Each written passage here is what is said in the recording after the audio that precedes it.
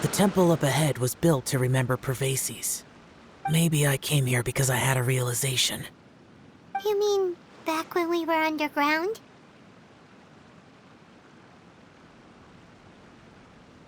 It's hard to put into words. Seeing Bosacius gave me the false impression that I'd traveled back into the past. You could dress up the Yaksha's life and call us valiant warriors, veterans of war. But the truth is, we are slaughterers, and nothing more. For Bosacius, perhaps dying in the heat of a great battle was no tragedy. And perhaps the same is true for me. After living so long, to die in the act of saving others would not have been a terrible thing. So maybe these thoughts are my own form of insanity. Hey, don't say that. Oh yeah, Ushi wanted us to tell you. It's very important. Ushi said he has the power to exorcise demons, so people use him to fend them off. But after he met Ito, he's never left his side. He also said that he doesn't have any grand philosophies. He just thinks we should spend our lives around the people who make us happiest. Maybe there aren't so many rules about how we should or shouldn't live our lives in this world after all. So he hopes you can come to understand that even though the power of a Yaksha may be harmful to other people, it doesn't mean you shouldn't hang out with them. Yep, like people with visions. They have more resistance against your power, right? And... Well, anyway, there's loads of people out there who really care about you. Suddenly you sound a lot like Bosacius and the others. They used to talk about how they hoped to live a mortal's life once the world was at peace. I think I was the only one who didn't think that way. The Bosacius recorded in the Fantastic Compass had lost his sanity. He addressed the people around him as Alatus, Menogias, and others. These are the names of the 5 Yakshas. I am Alatus, and Menogias is General Capisis. The others are Bonanis, or General Chisapis, and Indarius, or General Musatis. I heard that people call the 5 of us Yakshas, the Guardian Adepti. Bosacius and Yelan's ancestors stayed underground to the end. So that space must have read their minds in their last moments as they approached death. Yelan was right in everything she said. Both of our proposals had their drawbacks, and both were sensible suggestions. But the power of that space was far beyond all of us.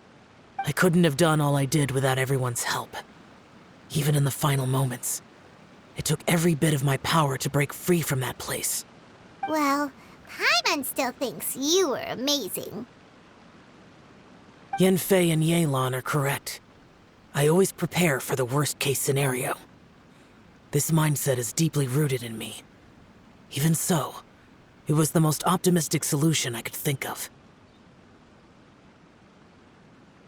If Rex Lapis hadn't saved me in that moment, I don't think I would have been able to escape. In the end, I still had to burden another. But that's how it should be, right? You've known Zhang Li, Rex Lapis, for such a long time. And you've helped him before, so he helped you back. What's the big deal?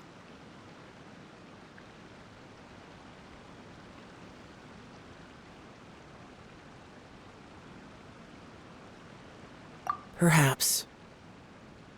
In the moment that we escaped from that space, I could sense what was left of Bosacius's memory. If I had to say what I gained from this trip, I think that would be it. It's good that one more person will remember him.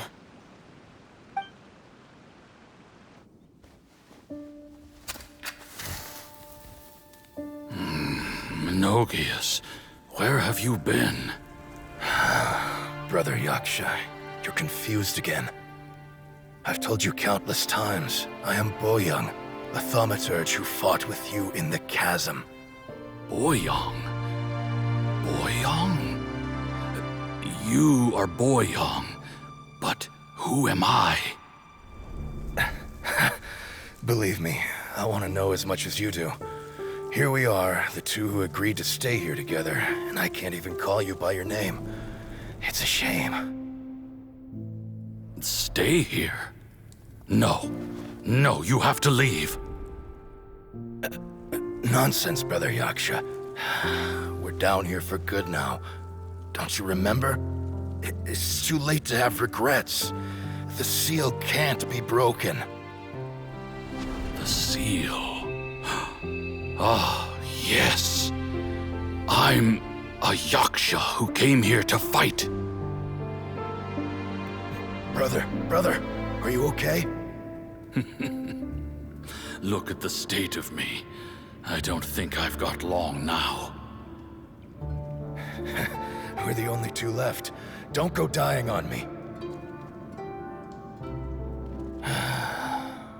You know, today I saw my family down here. Clear as day. What do you think? Am I losing my mind now too? Boyoung, do you want to go home? I made my decision to leave Zhongzhou up on the surface. I obviously... Of course I want to go home. I must have family too. You mean brothers and sisters? I'm sure you do. Brothers and sisters. Yes, but who am I? And where is my family? Brother! What's wrong? Hang in there. It's just you and me, don't die before me. Alatus, is that you? Who's Alatus? Your memory's going again. I'm sorry. You all have to see me in this state. Brother! Look, there's someone over there. Who are they? They're my...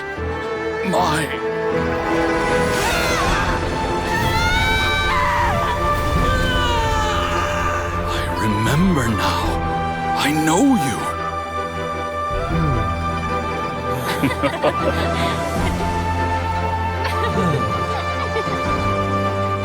My brothers and sisters have come for me, Boyoung.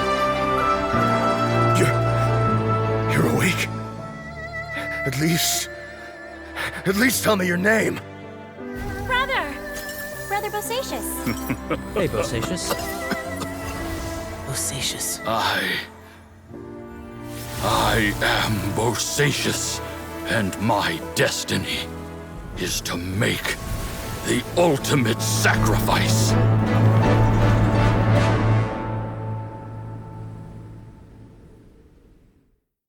I've said so much today, but I don't need to hold back as much when I talk to you. Have you ever had a moment where you felt like you were aware of your destiny? The potential of life? The approach of death? Whatever it might have been. By now, I have accepted that destiny is the one disaster that the Yaksha know most keenly of all. We are destined to misery. And yet, we have no fear. Xiao. It matters not. Rex Lapis had said that you are a witness. It is right that the events of the world are relayed to you. Bonanis, Menogias, and Indarius all perished, and only Bosacious' fate was unknown. This has always stung my heart like a thorn. That is why I went to the chasm, despite being fully aware of the danger. Now that I know what happened in the chasm back then, I can finally put this matter to rest. Before we left that place, I picked up a stone. I thought if I could take it out with me, I would place it in the temple to Pervases in memory of Bosacius. Unfortunately, the stone did not survive. Pervases died in the Archon War thousands of years ago. He was younger than us, and Bosacius was very sad when he passed. Too many Yakshas have become casualties of battle. We are like a flock of birds, scattered to the four corners of the world. And in the end, as Bonanas said, it's rare for a Yaksha to find repose for their soul. Bosacius, Boyang, and all those soldiers. Heroes. I like that word. Maybe the world will never be free of disaster. But there is good in the world, too. Even the darkest hearts have room for those they cherish. I accept your advice. From this day on, heroes will always look out for each other.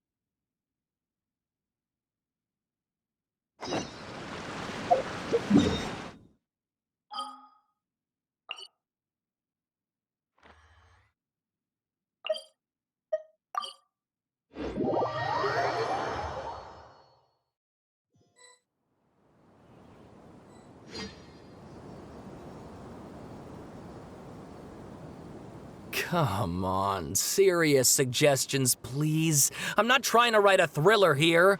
It's supposed to be an essay, you understand? An essay! That means facts and logic.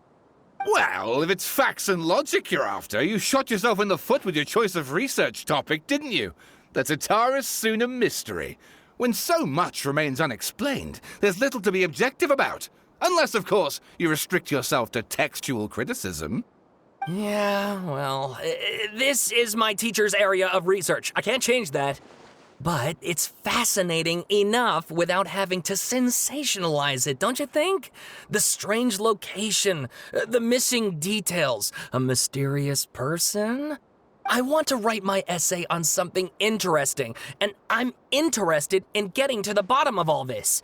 That's the only reason I came to you. Yes, you came to me. So all the more reason to take my advice. The fact is, it's the dramatization that will make people want to read it. There's no getting around that. Okay, but... Did one of them just mention Tatara Suna? But that's all the way in Inazuma! Is it just Paimon, or is it kinda unusual for someone in Sumeru to want to write a paper about that?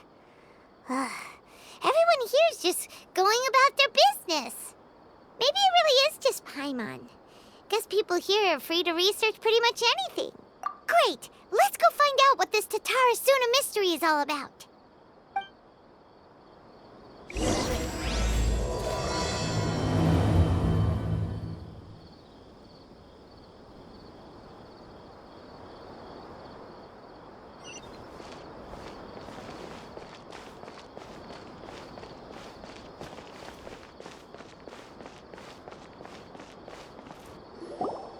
All right, I guess I'll go with my textual criticism and your editorial direction for the first draft. I have a feeling that the missing Kabuki Mono will end up being the main focus of this paper. Ugh, if only we knew where to find that traveler. From what they say about him, this seems like the kind of thing he'd know about.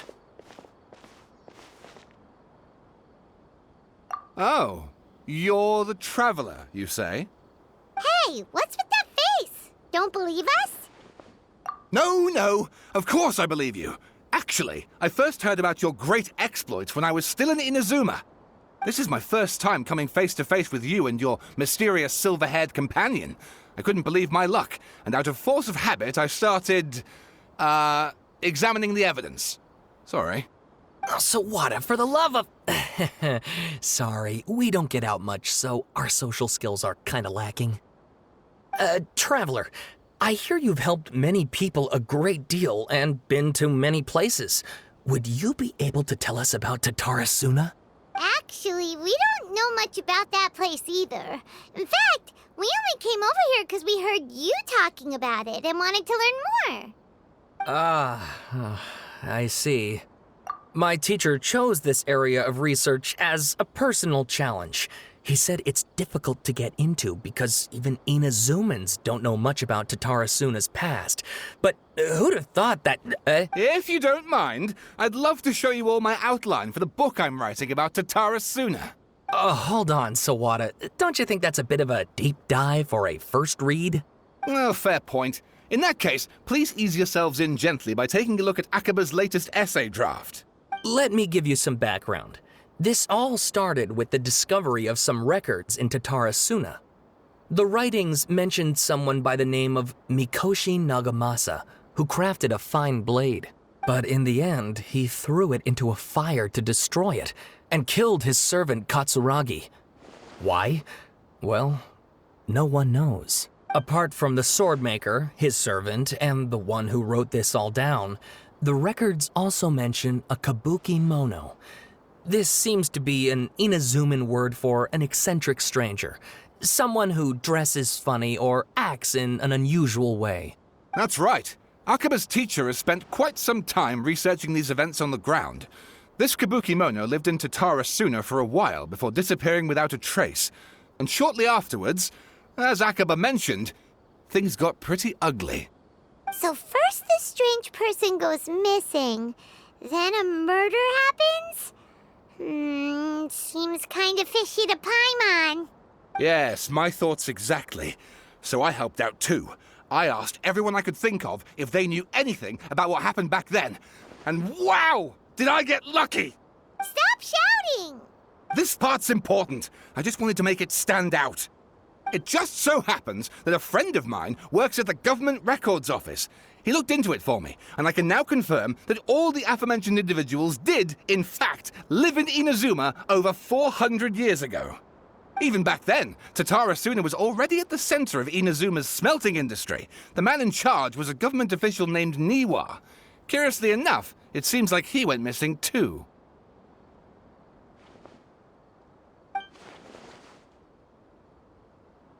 Wait, so there are 2 missing people in this story now? That's right! What's more, Niwa is a name with a lot of history to it. Have you ever heard of the great swordsmith clans of Inazuma? Oh, the swordsmiths? Yeah, like Ishin art and so on? Wow, yes. You really know your stuff. That makes things easier. So basically, this Niwa was a distant relative of the Kaidahara clan, the last practitioners of Ishin art. Something then seems to have happened in the Kaidahara clan, leading to their downfall. I don't know the details, but taken in light of everything else going on around that time, it makes you wonder whether it's all connected somehow. The Kaidahara clan? Sawada, you left out the biggest detail of all. Oh, yes, of course. How could I forget? Brace your minds, ladies and gents, for they are about to be blown. Or maybe you won't believe your ears. I wouldn't blame you, of course, because in all my years as a writer, this is by far the most. Get to the point, for Pete's sake. According to information acquired by Akaba's teacher, the Kabukimono was not a human, but a puppet. A puppet?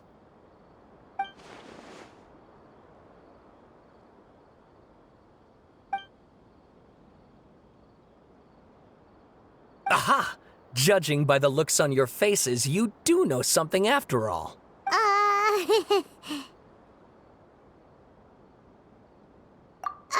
No, Lyman just meant, how creepy. The way you described it makes it sound like a ghost story. I agree, it does. But considering that non-human races in Inazuma are by no means uncommon, spooky events are to be expected. And that's exactly what my book is about. Please, take a look.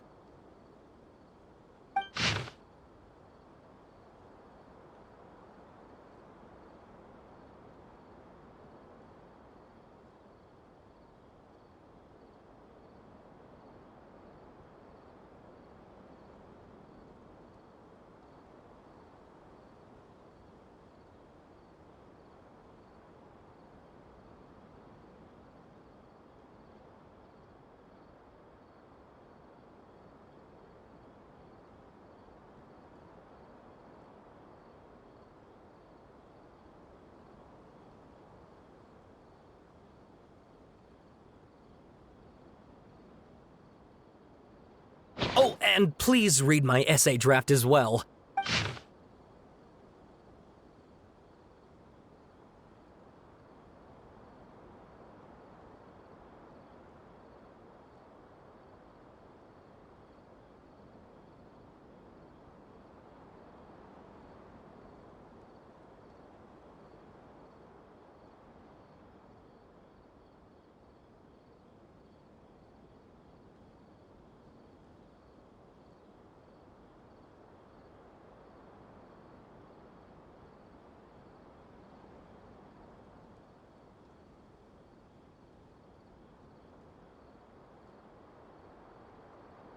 Sawada was encouraging me to follow his more creative approach, but I think essays should be grounded in facts. I don't think explaining everything away with mysterious forces will cut it. Oh, how about if I plug the holes in Sawada's narrative with political intrigue? Like, I could put a turf war between rival factions at the center of the whole series of events. Wait, you're allowed to just make stuff up? Pretty sure you've gone from essay to guessay there.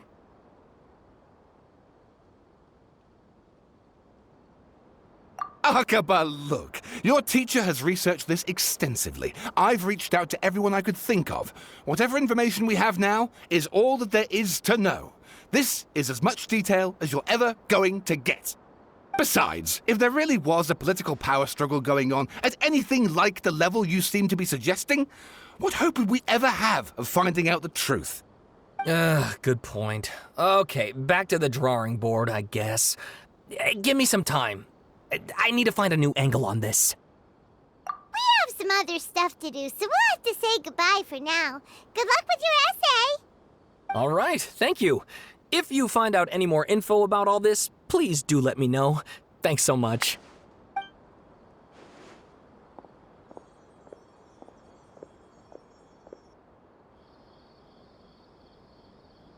Hey, so that thing they were talking about, it has to do with the balladeer, doesn't it? Okay, then even if we did know something about it, we probably couldn't share it with them, huh? After all, we kicked his butt and got him locked up. Information about people like that is usually super confidential, isn't it? If you ask Paimon, Akaba should just pick a different topic. There must be as many essay topics as there are trees in the forest. There's no point in...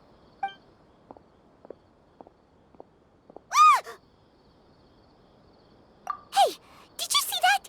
He literally just went by, over there. It looked like... the balladeer!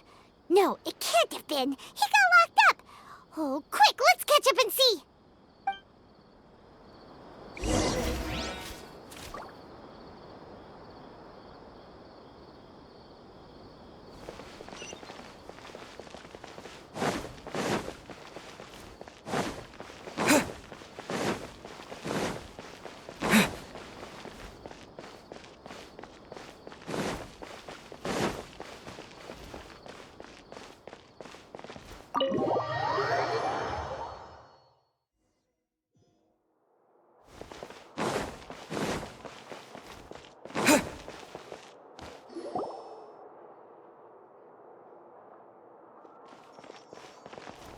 Traveler, Paimon, there you are. Nahida! Bad news. We just saw the balladeer strolling around in public. Did he escape or... Ah! It's him! Sure enough, you're here. Hey! What are you doing in the sanctuary of Suristana? Aren't you supposed to be locked up? I know you must have a lot of questions. Please, allow me to explain. It was my idea to set the balladeer free. We made a deal, and he's gonna do some investigation in Irminsul for me. A deal? Huh. You sure you trust this guy? What did you expect? Why do you think Sumeru would keep me around otherwise? Or maybe killing me is all you can think about. But if that's the case, why haven't you done it already? Don't flatter yourself. It was... Nahida said there's still some mysteries in you to figure out. Ah, so if it were up to you, you'd finish the job? Guess I had you all wrong. There I was thinking you were just getting cold feet. Well, that escalated quickly. Not a good start. Could I ask you all to please calm down? But Paimon's worried about you, Nahida. Don't let him trick you. It's not every day you see people questioning the God of Wisdom's judgment. Just when you think you've seen it all. Don't you dare try to drive a wedge between us! As long as the terms are reasonable, I don't think there's a problem in making a deal. Even with the balladeer. Well, I for one have no reason to doubt you, considering you even struck a deal with the doctor. Yes, one in which I gained valuable information. You'll come to understand more about that in the fullness of time. The balladeer's power was all but completely spent after your battle. He's no longer strong enough to be a strategic threat to us. That puts him in quite a precarious position. Plus, he's a former harbinger with knowledge of many of the Fatui's sensitive secrets. Being stuck here in Sumeru could make him a sitting duck, depending on how the Fatui plan to respond. Wait a second. Farmer? You mean he's not a harbinger anymore? I take no pleasure in saying this, but it seems as if the doctor had no intention of welcoming back a loser, so... Sometimes it's you using them, other times it's them using you. Most human relationships are this way. Certainly all the stable ones are. That's how it was between me and the Fatui, and also between each of the harbingers. So as long as you have some value to offer, nobody will ever abandon you. But after recent events, even I have to admit that I'm not worth quite what I used to be. Well, if the Fatui are gonna reevaluate my utility, I need to have a backup plan for myself. As we discussed, I don't like causing harm to living beings, and you said you need protection. So, why not join forces with us? I think these two have made their objection to that idea fairly clear, don't you? And they're your friends, so I guess you'll be siding with them. Yeah, obviously! Nahida, don't listen to him! Then let's put that discussion to the side for now. We still have time. Today can be a trial run. Where we go from here will depend on how well we manage to cooperate today. All right, then I'll do what we agreed. Good. Go now, and keep in touch. Nahida, are you serious about this? Yes. I have my reasons for this decision. In fact, I'm largely doing it for your benefit. Yes. As I told you once before, there's information about your twin in Irminsul. Oh, yeah. Actually, that's the whole reason we came to see you today. So, you have an update on that? Mm-hmm. You may remember me mentioning that the Fatui had not included your twin's details in the Descender category. This is an extremely important point. It's possible that the Fatui have other information that even I don't know about. And since the Balladeer used to be one of them, he'll be better acquainted with this information than I am. He was granted the power to connect with Irminsul when he almost became the god of a new era. Even though he no longer has the Gnosis, some traces of its power remain in him. He can still connect. The amount of information in Irminsul is vast beyond description. Sifting through all of it without knowing what to look for would take too long, even for me. So I asked the Balladeer to search in Irminsul for any information about the Descenders. He's more familiar with this kind of information, and should be able to find it more quickly. Exactly! Or what if... Paimon just doesn't trust him! He's treated us as enemies every time we've run into him! I understand. But sometimes, everything is dictated by which side you're on. How things will go in the future depends on what information he brings back. And Traveler, I know what your heart desires most of all. Our minds have connected several times before. There is a corner of your heart reserved for an intense longing. A feeling of being all alone in the dark, searching for the one candle whose light still burns. As Sumeru's deity, it is my responsibility to be on guard against the Balladeer. But as someone who counts you as a friend, I want to do something for you. If this deal with the Balladeer can give you the answers you've been longing to find, then it's worth it. It's my pleasure, really. You're Sumeru's hero. You've more than earned it. Paimon's still worried about this idea. Is there anything we can do to help? I was going to contact you about that, but then you suddenly showed up on your own accord. It seems like we have a telepathic connection. In fact, I was going to ask you to supervise the Balladeer on my behalf while he carries out the task I assigned. Even though he only has a fraction of his full power left, that's still a fraction of a former Harbinger. If you could accompany him, it would put my mind at ease. Of course, I'll be there to help guide you through Irminsul from the outside.